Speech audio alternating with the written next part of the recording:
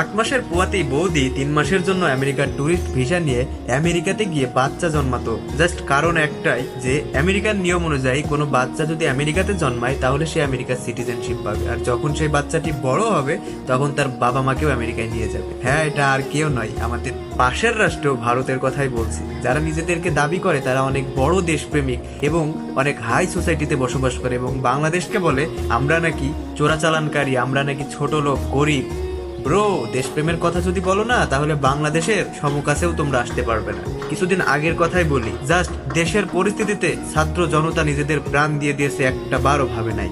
হতে পারো তোমরা বড় দেশ, অনেক বড় জনশক্তি এবং অর্থনীতিও বাংলাদেশের থেকে ভালো, কিন্তু দেশপ্রেমের প্রসঙ্গ আসলে বাংলাদেশের ধারে কাছেও তোমরা আসতে পারবে না।